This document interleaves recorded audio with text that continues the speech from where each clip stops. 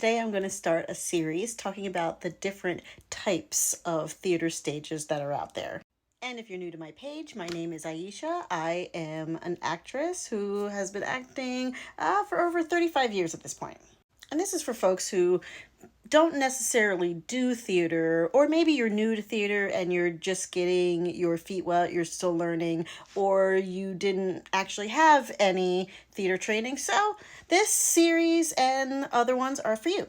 So when you get a play, when a director gets a play and they decide where they're going to produce, they have to really look at the space to figure out, hey, is this play going to be the best use of the space? Is there something else we can do with it? There's a lot of different styles of staging that are out there, and each of them have their own unique challenges and their own unique benefits. The first that most people are exposed to is the proscenium stage. So the proscenium stage is when the audience is sitting in front of the stage and the players are on a stage right in front of them. The next type of stage that you can see is called a thrust stage. So the thrust stage is when the playing area actually comes out into the audience, so to speak, and the audience is on three sides of this playing area. Related to that, you also have the traverse stage. So the traverse style stage is the playing area is in the center and there's audience on each side. So there's audience on two sides of the playing area and the two sides are facing each other with the playing area in between. Next, you have theater in the round. So if you're going by where the audience is sitting, think of it this way, theater in the round. The playing area is right in the center and there's audience all around on all different sides of the playing space. Now, all of these types of stages can be set up either indoor or outdoor. So you might be going to, say you're going to see a local Shakespeare company and it's going to be outdoors, but the stage is going to be on a platform up front and the audience is expected to sit in front of the playing area. That would be an outdoor proscenium type of stage. Now, also related to this, you have different areas to play. So sometimes you have your standard theater house, but you can also have something like a black box theater. A black box theater is a huge room, a big, huge, just room, and it is painted all black. The ceiling, the sides, the floors, everything is painted black. And the concept is the production company, the cast, the actors can change that space to whatever style they need it to be in.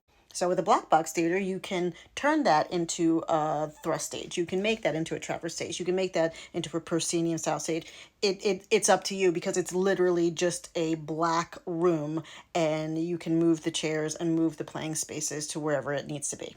Another fun thing, another fun place to play, and I'm laughing because I've done shows on all these types of stages, is what we would call environmental theater. And environmental theater, I mean, the broad term is pretty much anything that doesn't fit into those other styles that we talked about, but environmental theater is theater wherever. They have picked a spot, they've picked a place. Maybe it is a warehouse, maybe it is an old not used courthouse, wherever. It's somewhere outside. It's just somewhere, and they create a playing space out of that very different environment.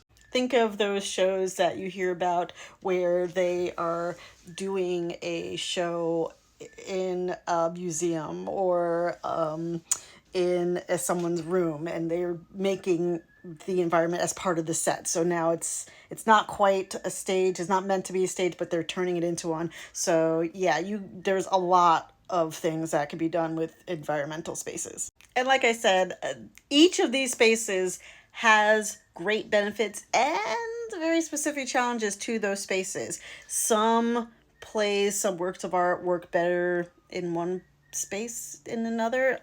Some can work in many spaces, and it is up to the actors, the directors, the production team, the artists, everyone involved to look at that space and figure out, okay, how can we use this space to the best of the ability to tell the best story possible.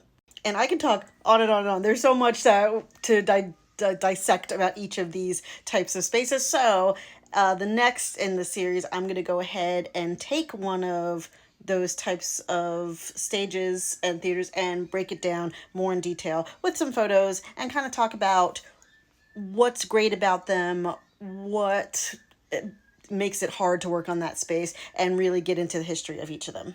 And my hope is that the more people learn about theater, the more people get familiar with the terms and terminology, then maybe, just maybe, more people will be interested and curious about going to see something. Sometimes people don't go to things because they just don't know anything about it. And theater is one of those areas where there's all these terms and weird lifestyle, like weird things going on, and you're like, I don't really get it. I don't do theater. Well, you should. Theater is for everyone. So we're gonna break down these different stages, and then next time you go to see the show, see a show, you'll at least kind of know what you're in for. So we're gonna leave it at that, and I will see you all soon. Bye.